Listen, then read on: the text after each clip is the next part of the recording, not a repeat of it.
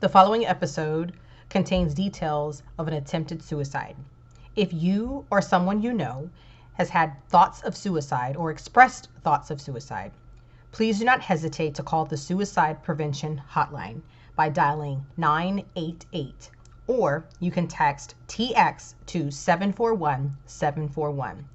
There are counselors standing by 24 hours a day, 7 days a week. There are also counselors who speak Spanish. Listeners' discretion is advised.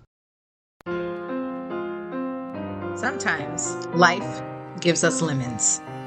Sometimes it gives us lemonade. Other times it gives us something entirely out of left field that makes us say, WTF. But no matter what obstacles come, there is most often a way out on the other side, and we are once again victorious. My name is Dr. Rowe, and you are listening to my podcast about resilience. Every guest shares a tragedy to triumph story to give listeners like you the inspiration to push through every single day. Listen now as my next guest shares how they were life-jacked. What do you do when you feel the odds are constantly stacked against you and you have lost all sense of hope? My name is Dr. Rowe, and this is Life-Jacked, the Resilience Podcast. Life-Jacked is when an unfortunate or unplanned event happens to jack with your life. My guest for this week, David Essel, is a #1 best-selling author, counselor, executive coach, international speaker, radio, TV, podcast host, sports psychology coach, and all-faith minister, whose mission is to positively affect 2 million people or more every day in every area of life, regardless of their current circumstances. Since 1992, he has counseled and coached people from all walks of life, but little did anyone know he was suffering in silence. David will share how a failed suicide attempt helped open his eyes even deeper to a spiritual level to help people overcome any issue they are facing in this world. Hi, David. Welcome. Thank you so much for being a guest on my show. How are you? Oh, Dr. Rowe, I'm doing great, but I'm even doing better now because of your energy. So I love it. You know, when we were talking off air, I said that to you. You know, you can really connect with people energetically without ever seeing them, just via tone of voice and energy in their voice. So I'm doing awesome. You know, what you're doing right now is such an amazing service to this country because this country is a mess.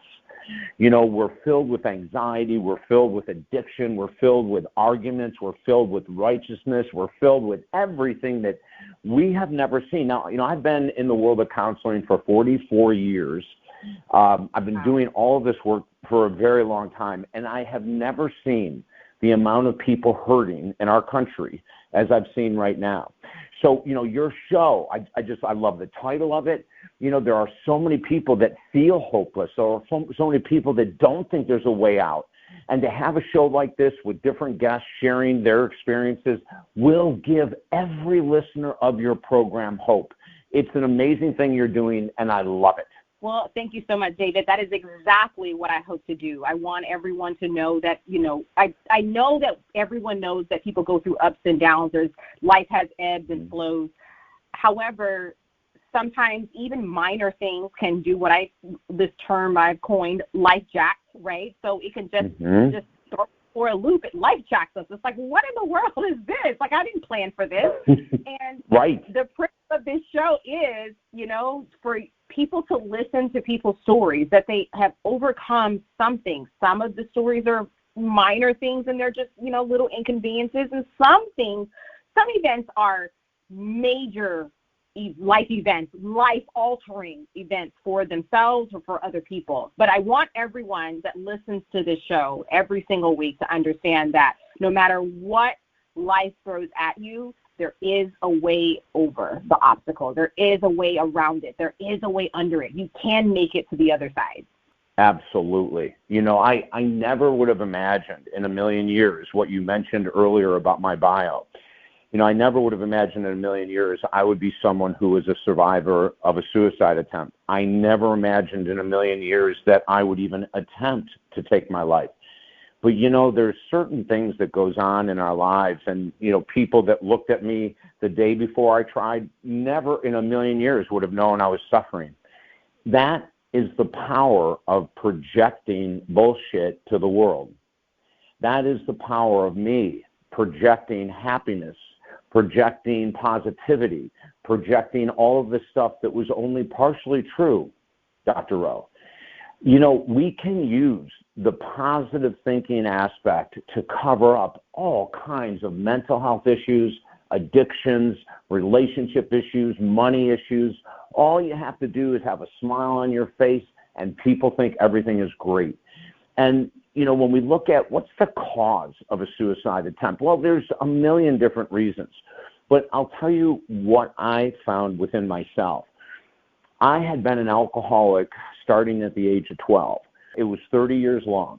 I've been sober a long time. I'm 67, so it's been a number of years that I've been clean. But when you start at 12, there's reasons, and it's not genetic. And for people that are hung up on the fact that alcoholism and other addictions are caused by genetics, it's a bunch of nonsense. And we have a brand new book, David Essel's Permanent Alcohol and Life Recovery, and we tear that theory apart. It cannot be caused by genetics. My alcoholism was not caused by genetics. Now, if you have the gene for alcoholism and you consume alcohol, you can open that gene wide open, and the gene will then lead you down the pathway to want more and more and more. But the gene does not put the glass of wine in your mouth. The gene does not put the gin and tonic in your mouth. The gene does not drive you to a grocery store to buy 24 a beer. And we have this whole thing where people want to blame genetics. They want to blame their parents. Hell no. The cause of all addictions is the inability to deal, to find, and to see the mental health challenges that we can so easily hide. And that's, Dr. Rowe, what I became a pro at. Ever since I was a little kid, I've had the most incredible, passionate energy. From the age of 5, I started sleeping with my basketball in my bed against my mother's wishes because the ball was always dirty. But, at 5, I became obsessed with basketball. But in our household, and my mom and dad passed in the last couple years, in our household, there was not an ability to express anything but happiness. So if I came home at 8, and this is a true story, and was really frustrated because the basketball coach didn't put me in for as long as I thought I should be in the game, the response of my mom and dad, and this is not parent bashing because my mom and dad did a phenomenal job with what they knew, but what they would constantly go to, oh, wait till next game, you'll play more. Oh, don't worry that Susie left you for your best friend, Mark. You're 13 years old. Don't worry about it. That's not love. Oh, don't worry that you didn't. And there was never a chance for me to say, I'm angry. I'm hurt. I'm disappointed. I'm frustrated, because the minute any of those emotions came out of my mouth, it was shut down. Now, why do parents do that to hurt us? No, they do it because that's how they were raised. They knew no other way.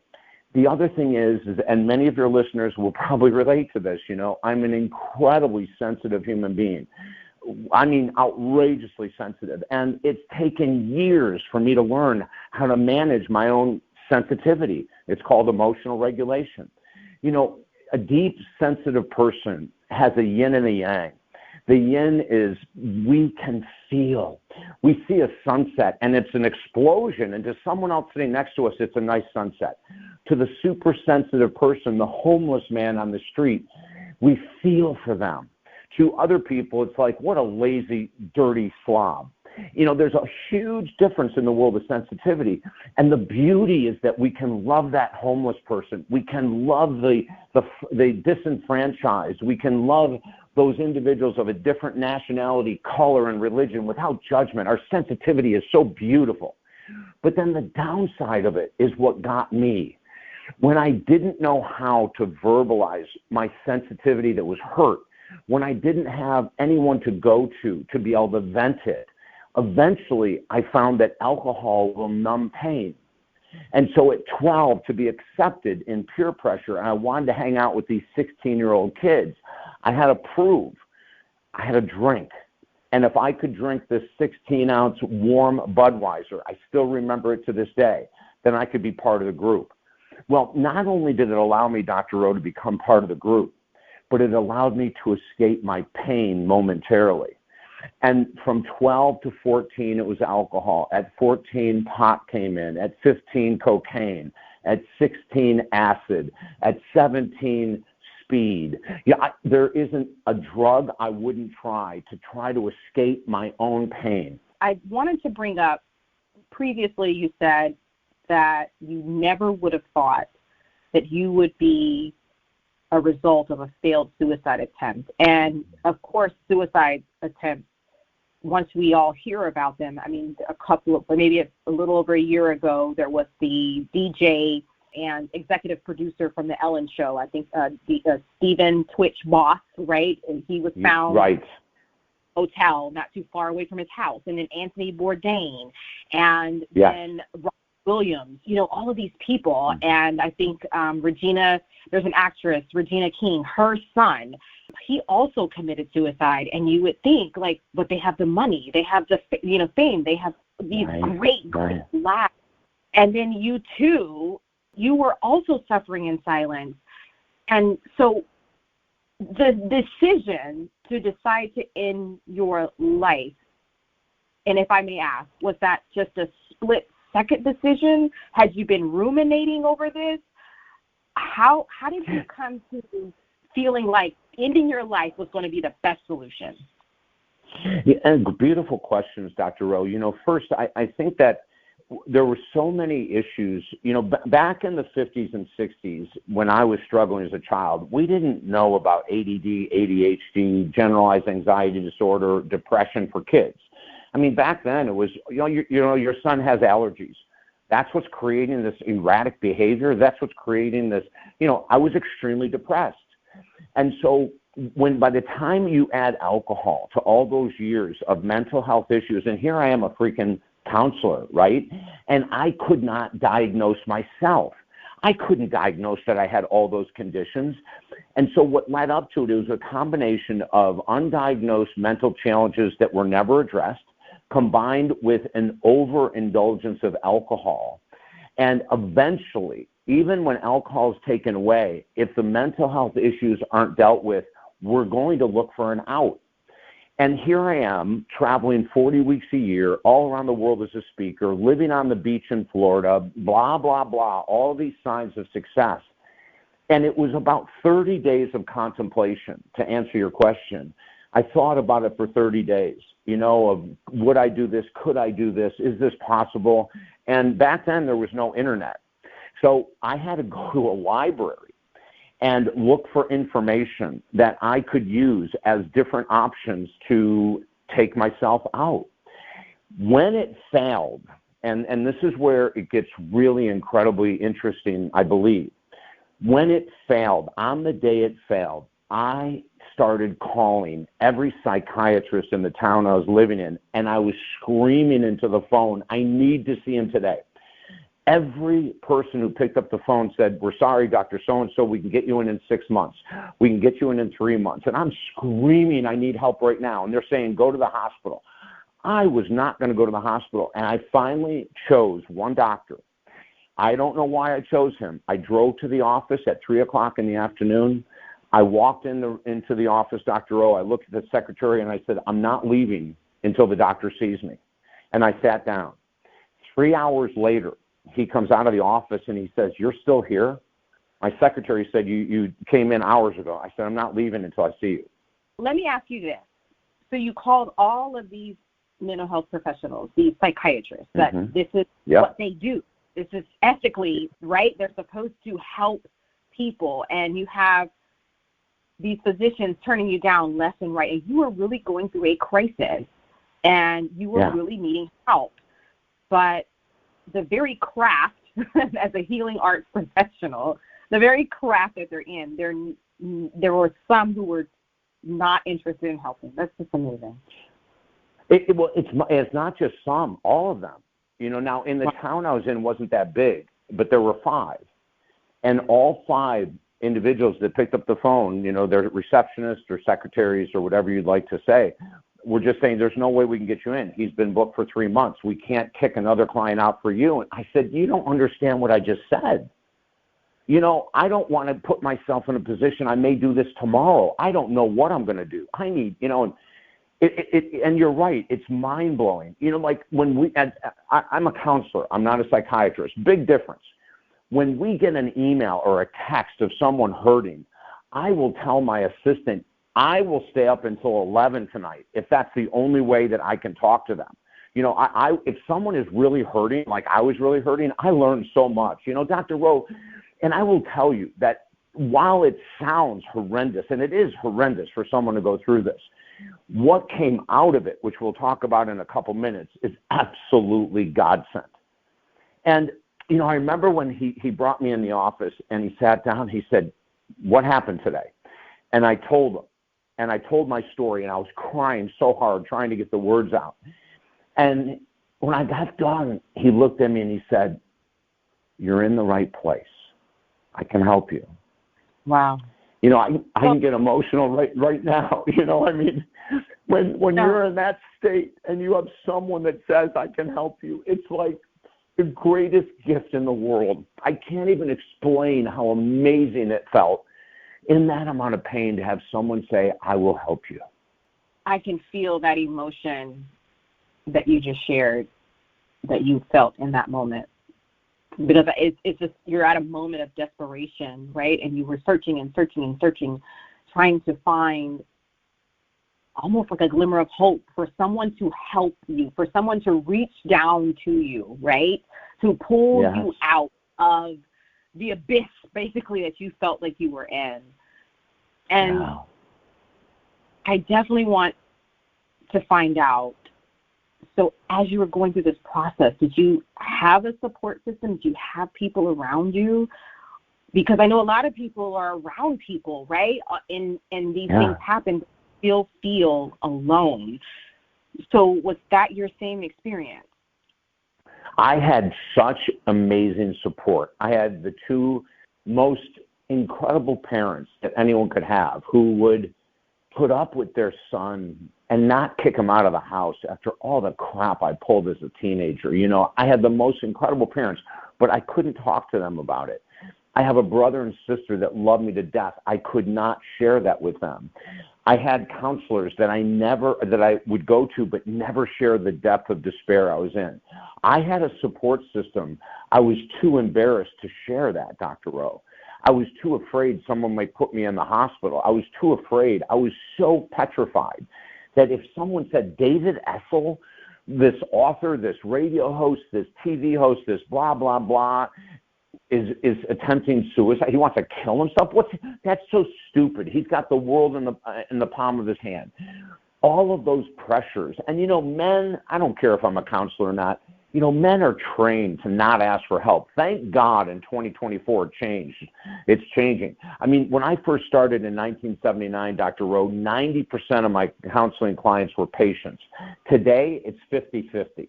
We have had a huge change in the mentality of men. I mean, massive change. But back in 1990, that's 30-something years ago, we were still in the John Wayne mentality.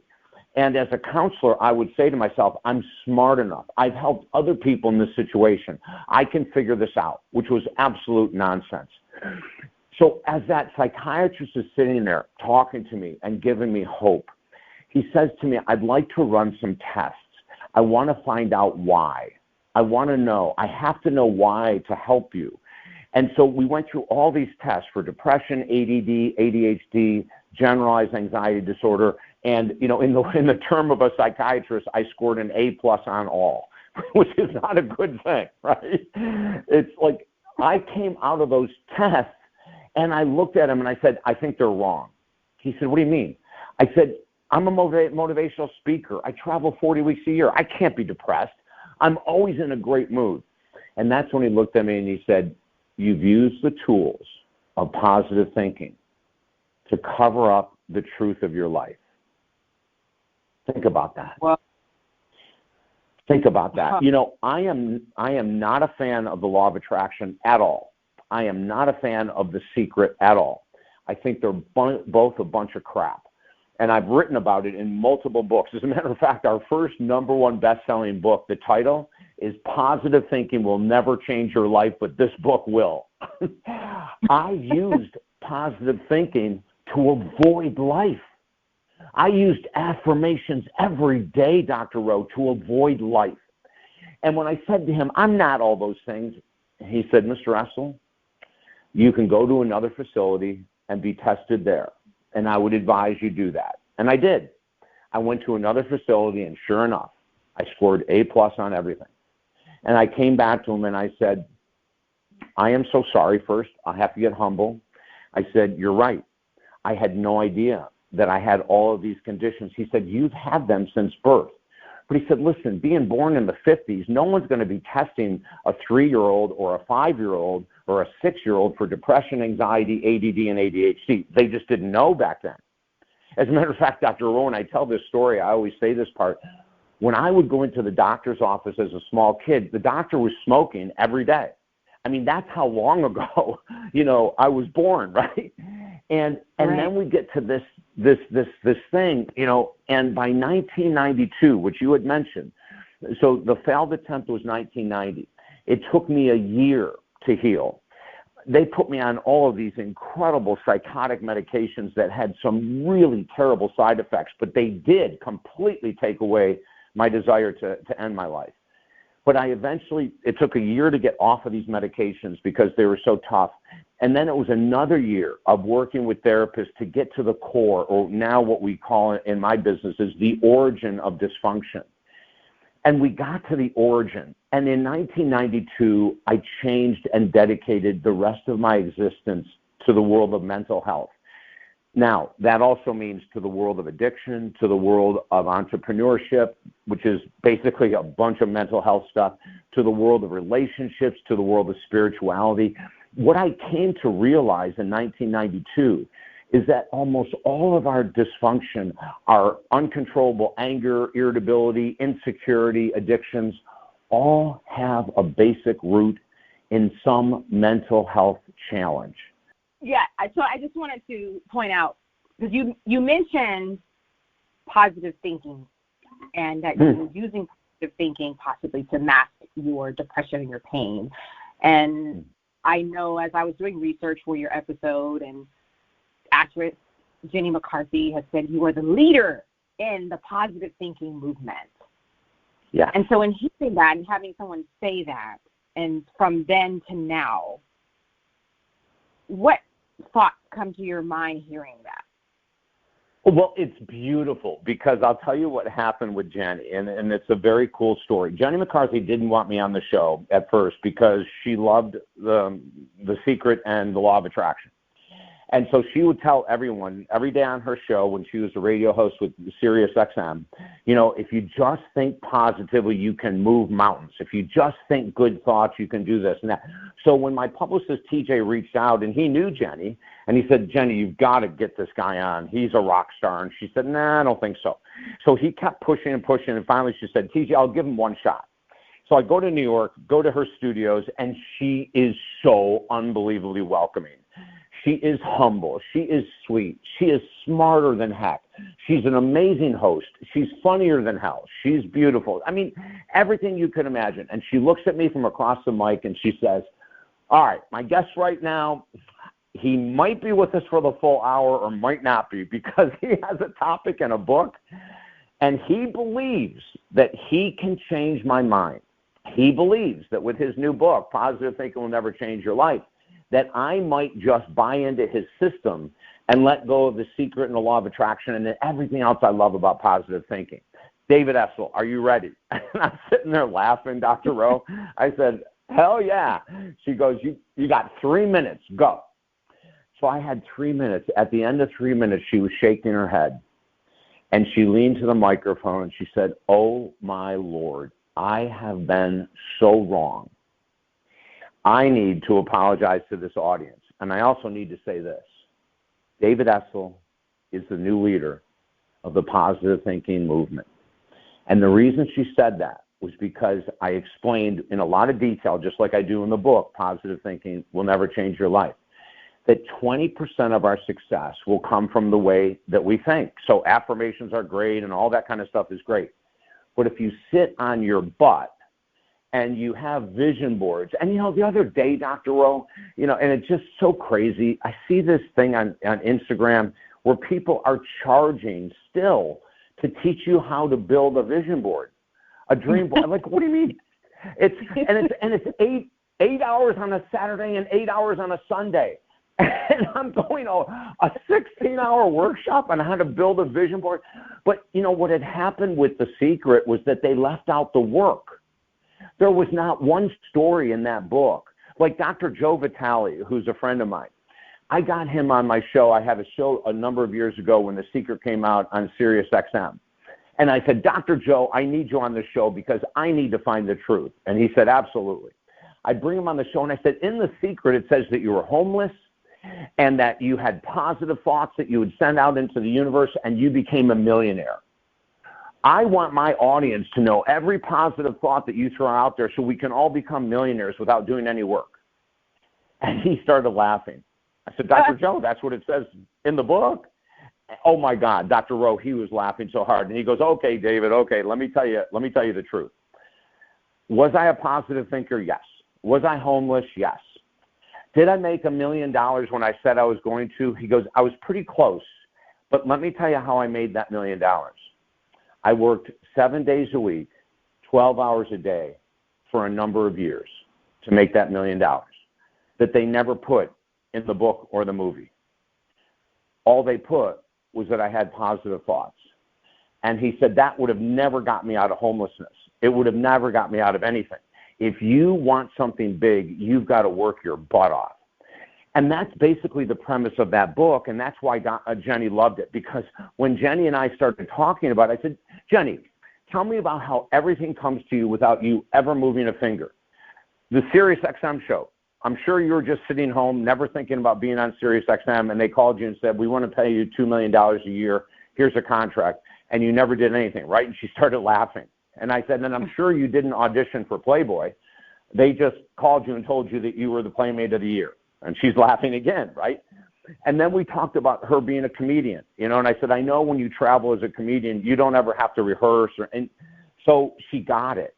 Right? She got it. And then she said this, which was, I think, was so cool on her part. She got so humble.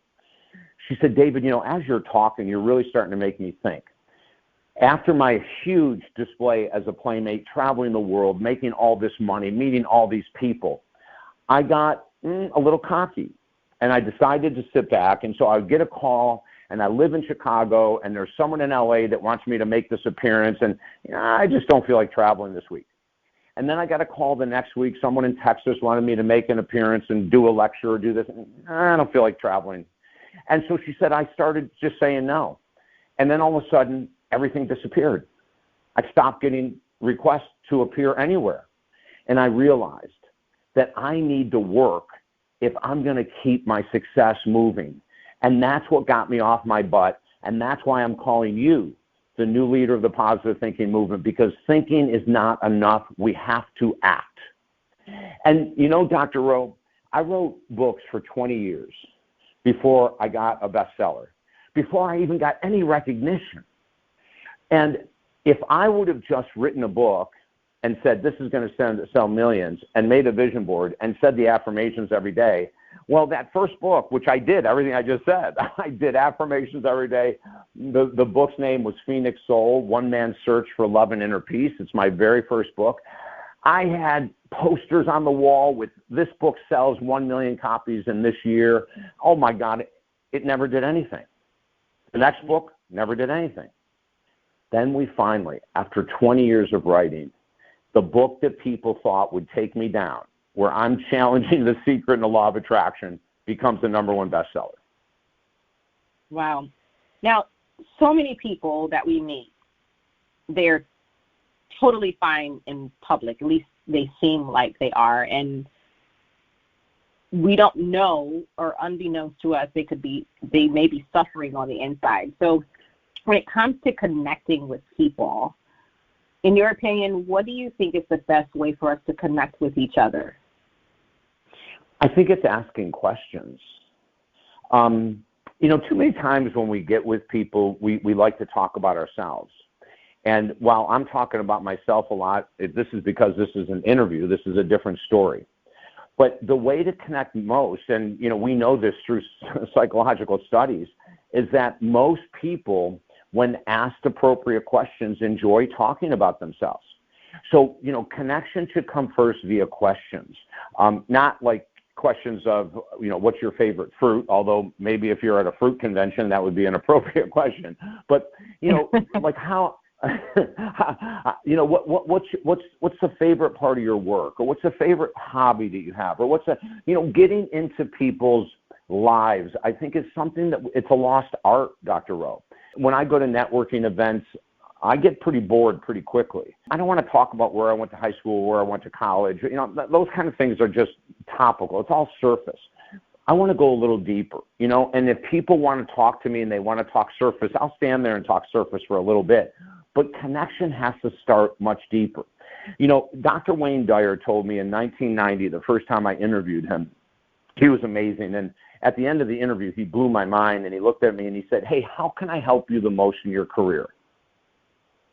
And I'm sitting here going, my God, wow. Dr. Wayne Dyer is so well known. He's so successful. He's so positive. And he says to me, how can he help me? And I go, oh, my God. I go, Dr. Wayne, first of all, if you like the interview, I'd love an endorsement, which he gave me right away. He said, okay, that's quick. I can get that done. How else can I help you? And I said, well, let me ask you this. You've been an entrepreneur for a very long time. What would one piece of advice that you could give me that would help me expand my career, that would help me grow even more quickly than I am right now? And no, this has to be 92 when I had my interview with him. And he says to me, David, find the things that you're really passionate about in your career and give them away for free. And I looked at him and I said, well, what are you talking about? He goes, you can create a newsletter. You can do a book, you can do, and this was before the internet. 92 was before I was ever on the internet. So we weren't talking about giving things free on Facebook or social media because it wasn't even around. And I said, you want me to give away my best information? I go, won't that kill my career? Then do people need me? He said, they will love you for it. Dr. Rowe, if you go to my website, there's 5 of our books people can get for free. Free. You can download several audiobooks that we have, and you don't have to pay a penny. If you go to the website, we have a link to my YouTube channel with 2,300 videos on personal growth for free. And Dr. Wayne Dyer's advice in 1992 is something I have done every time. And what does that do? That creates a connection. When people realize that I'm not just here to make money, I'm here to change lives. And if that means I'm going to give away 5 books for free, that's a way I can connect with people. That's a way with people who may not have a penny can get free information to help heal themselves. So I think in connection, number 1, it's about being in service, right? And so in service, we ask questions. And then number 2, in service, we give our time, we give our knowledge, we give our wisdom. But I think something that's been lost is that so many of us, when we create a book or we do something, we hold tight to it. We don't want to give it away for free. What do you mean? I just put all this work into it. But what we're forgetting is that when people know you're giving away your best stuff for free, you've already created an emotional connection. Does that make sense? No, absolutely. And that brings me to one of your books, Helping Americans Heal. So what was the motivation behind that book? Well, it was COVID is the motivation. When COVID hit 4 or 5 years ago, the very first thing that happened is our business went to nothing. I mean, people couldn't come into a counseling building. We couldn't go into stores. I mean, restaurants. It was just an absolute mess. And our business just went to almost zero, which is so weird because, I had been in business, I don't know how many years by then, 40 years, 38 years, and I couldn't believe it would just disappear overnight, but it did. So then I started doing programs. We started doing a program helping veterans heal, helping first responders heal, and we were getting all of these groups of people, and we were just giving them, meditation audios for free, personal growth audios for free, books. We were doing everything we could during COVID to give our stuff away to the people that were on the front line. And then a couple years into it, we started getting our clients back, and Dr. Rowe, it was one of the saddest things I'd ever seen. Every client that was coming in was completely destroyed by anxiety, depression. There's a story in the book about PTSD. I remember a woman coming in, and she sat down and she said, David, I'm just struggling with really deep depression, and I need some help, and you're the guy from what I hear. And so I started asking her questions. I said, well, what do you think's the root of the depression? And she went on for 15 minutes. And at the end of 15 minutes, I knew she wasn't struggling with just depression. In the last year, her husband had divorced her. She lost her job. She lost her home. And her 2 dogs of 14 years of age had died. She was in a full-blown PTSD experience, post-traumatic stress disorder. She was not just depressed. She was filled with anxiety, hopelessness, procrastination, depression. I mean, it was everything that consumes someone with PTSD. So when I had her come in, I said, that's it. I've got to write a book. So Helping Americans Heal, the ultimate guide to healing during these challenging times, is 90 separate writings on depression, on grief, on relationships, on anxiety, on PTSD. So the book is really like a compendium, a Bible, if you will, of what do we do during these times when we're facing depression. And so we'll give a story of a client with depression and how we help them heal. We'll give a story of someone with PTSD or heavy alcoholism and how we help them heal. There's just so many stories in the book to lift people's spirits. But it isn't just a feel-good book, because the book also has steps, action steps, that we ask people to take in order to heal. So that book, Helping Americans Heal, which became a #1 bestseller in 3 months, it was the fastest of our books to go #1. That became the Bible for people, and it still is these times. It's still selling very hot. And people are just eating up the information, because for most of us, we still are in a funk. The irritability, the lack of confidence, the addictions in this, and just in our country, is so off the charts. The number of people arguing, the number of people filled with righteousness, I saw an ad on TV last night that said Jewish hate is up 500% in the United States, and so is black hate rising, and so is Asian hate rising, and so is Muslim hate rising. And I'm so glad they're putting these statistics right in our face. And that's what this book is about. This book is about helping you to heal from all of the insanity we're in right now. It's bothered me so much, this hate stuff. It really does. I don't care if it's transgendered hate or whatever. It's like our country is consumed by hate.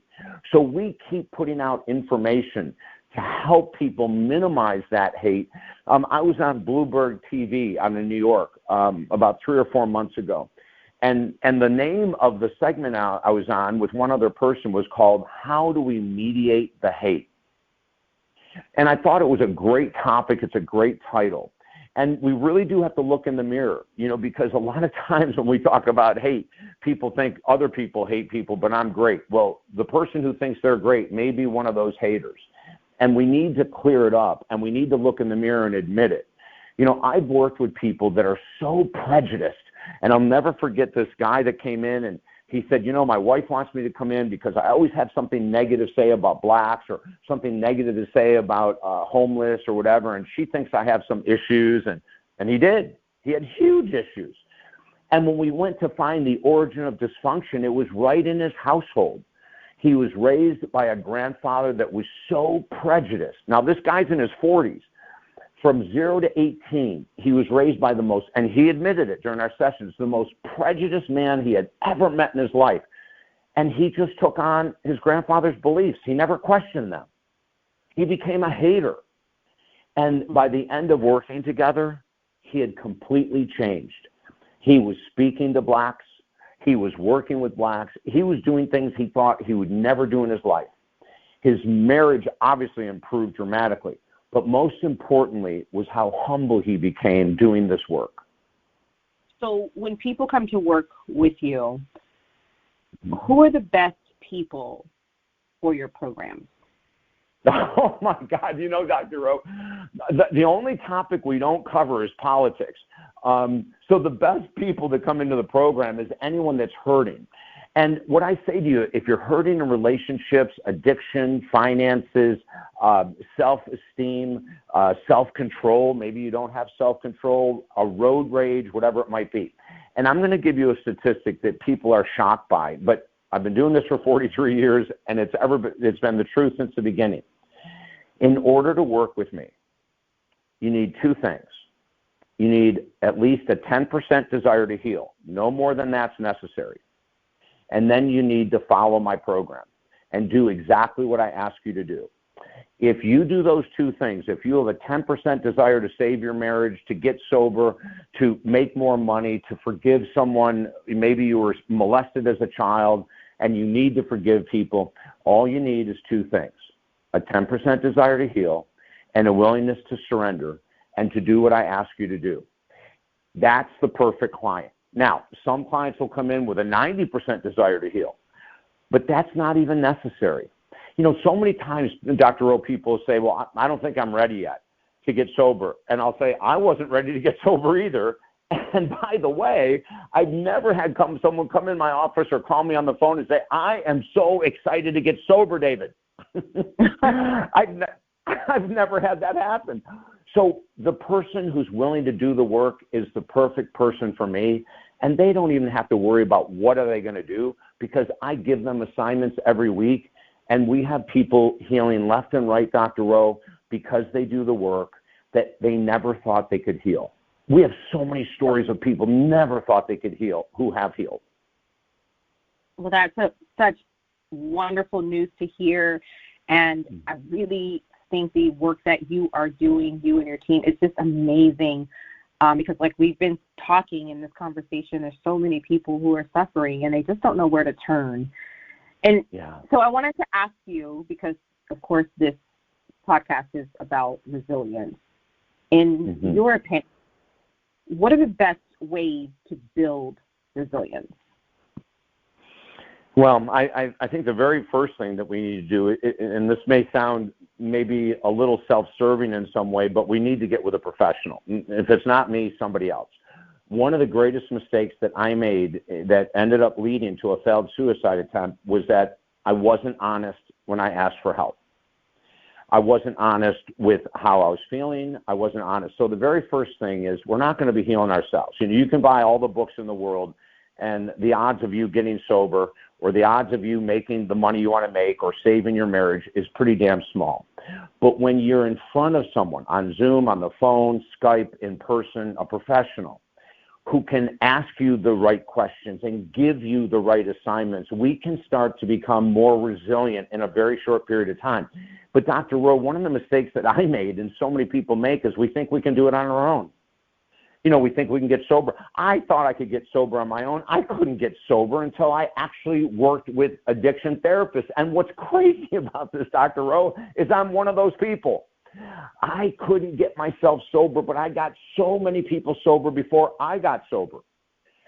Resilience comes by taking risks. We become more resilient when we take risks. We become more resilient when we become more vulnerable. We become more resilient when we ask for help. You know, taking risks, becoming vulnerable, asking for help, they all line up perfectly. And if we're willing to do that, we can heal from freaking anything. Well, David Essel, thank you so much for your time. I really appreciate you. Please take the time to let everyone know how they can get any of your books. I know you mentioned your website before, so please share your website, or, you know, how they can contact you if they're interested in participating in a session with you. Fantastic, Dr. Rowe. The website is the easiest thing to remember. It's talkdavid.com, talkdavid.com. And it's a great title because it's all I do, Dr. Rowe, all day long is talk. So it's an easy website to remember. And when you go there, remember, there's 5 free books. We also have this really exciting project coming up, the Mental Health Online Retreat. That's going to be coming soon. You can go to the website and join that. It's very inexpensive. It's 4 weeks long. When you go to the website, you can see if you want to, we offer people, and this, again, is something that I came from Dr. Wayne Dyer's advice. We give everyone who wants the potential to work with me a free 20-minute session on the phone. So when you go to talkdavid.com, you can sign up and talk to me for 20 minutes. There's no obligation, but you'd be amazed in 20 minutes of how deep we can get if you want to heal. It's very cool. And then if you want to work with me, it's all at talkdavid.com. We work with people one-on-one, and we have financial aid going on right now because of inflation. So when you go and look at the programs, you'll see options. They'll say financial aid. You know, there's X amount of dollars off on this program right now. So go to talkdavid.com, peruse the site. There's 200 blogs. There's a bunch of free stuff. And then if you want to do work, I would love to help you. Well, thank you so much again, David. I really appreciate you. For everyone listening, if you or someone you know is struggling with suicidal thoughts, seek help from a professional and call 988. The United States' first nationwide three-digit mental health crisis hotline, 988, will connect callers with trained mental health counselors. You can also text HOME, that's HOME, to 741-741 in the United States and Canada to reach the crisis text line. David, any last words of encouragement for the listener? I think, one is there are people that have gone through what you're going through and have recovered. Millions, no matter what we're talking about. Failed suicide attempt, addiction, broken relationships. So please don't think that you're different, that, other people haven't struggled. Most of us have struggled, and many of us are still struggling. So, take that as advice to get help. Number 2, when I listen to Dr. Rowe and what she's offering on this show, make sure that you're letting your friends know what she's doing. There's very few podcasts today that are specifically in the niche that she has captured. And we need her, and we need her guests, and we need more information.